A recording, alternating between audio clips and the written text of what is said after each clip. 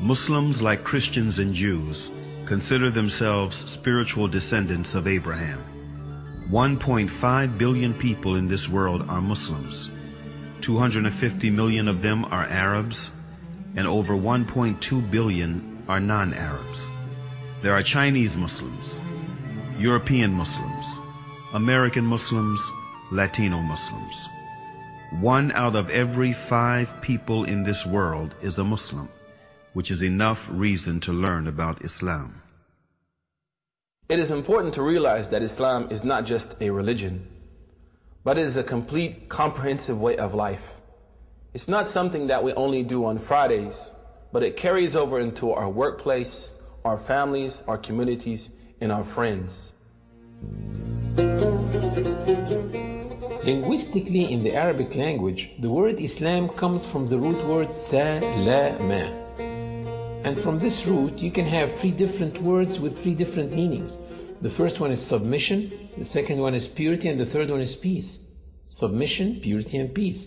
Surprisingly, the word Islam Islamically carries those 3 meanings. The word Islam Islamically means that if any person fully submits himself or herself to the will of God and worships God purely without any association with God, worships God alone, he or she should live in peace and harmony in this life and in the hereafter. So the word Muslim in the Arabic language doesn't mean literally a follower of Prophet Muhammad. The word Muslim literally means someone who submits to the will of God and worships God alone.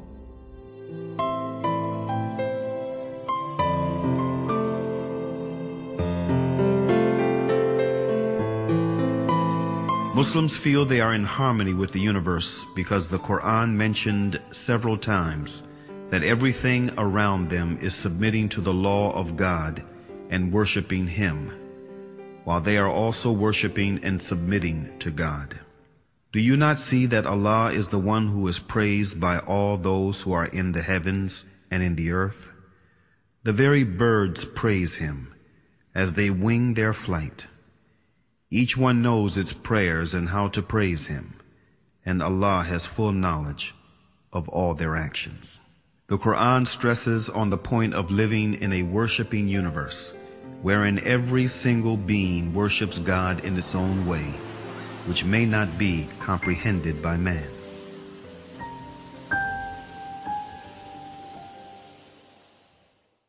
The Quran says, "The 7 heavens, the earth, and all beings therein declare His glory. There is not a single thing that glorifies Him with His praise, but you do not comprehend their hymns of His glory." These verses become very inspiring for me when I hear the birds twittering early morning or at sunset. I say, oh my God, can this be their 2 prescribed times of prayer? Or when I go to the lake and I see the ducks swimming in a V shape like that, I say, can this be a congregation prayer that they do? And this duck in the front, can it be the Imam duck? I look at the creation like musicians in a concert. Each one is playing one instrument, but at the end, all of them are contributing to the same tune. The universe is in harmony.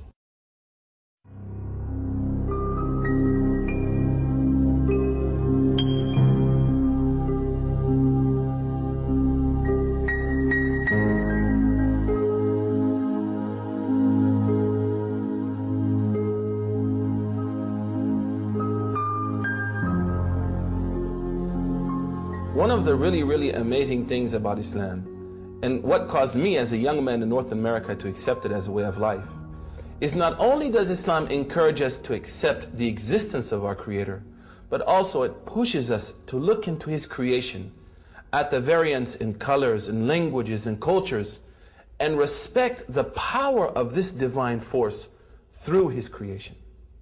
One of the most basic facts in Islam and most important beliefs is that there is a Creator. And one of the ways of recognizing His existence and mightiness is by studying creation. The Creator said to those who believe and those who do not believe in the Quran, "In the creation of the heavens and the earth, and in the alternation of the night and the day, there are signs for people of understanding.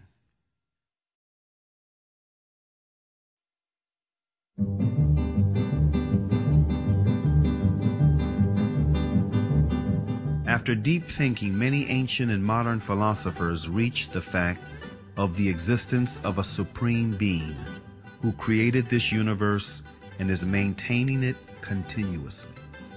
Aristotle, an ancient Greek philosopher and student of Plato, tried to demonstrate this fact, saying, "We hold, then, that the God is a living being, eternal, most good, and therefore life and a continuous eternal existence belong to the God, for that is what the God is." If people look around them, they will see the intelligent design everywhere and in their own selves. Take the eye as an example. The light reflects on the object and then reflects on our eye retina, where it is transferred into pulses to a place in the brain called the center of vision.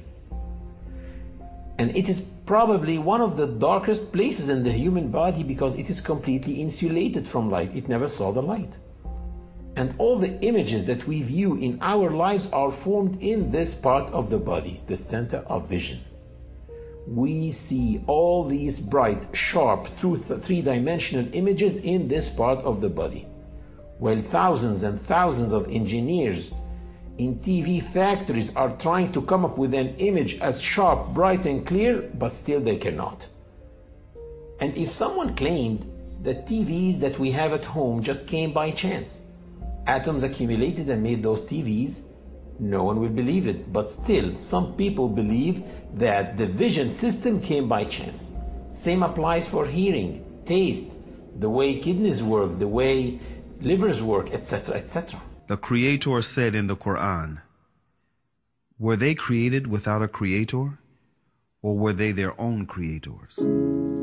René Descartes, a noted French philosopher and one of the most influential thinkers of modern times, was led to belief in God through doubt.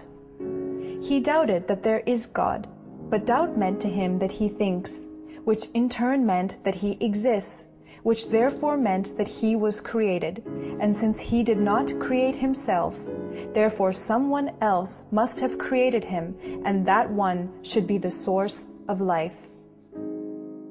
Can I be the author of my being? Or can I conserve myself at the present time? If this would be the case, then the idea of a perfect substance would be caused by my own mind.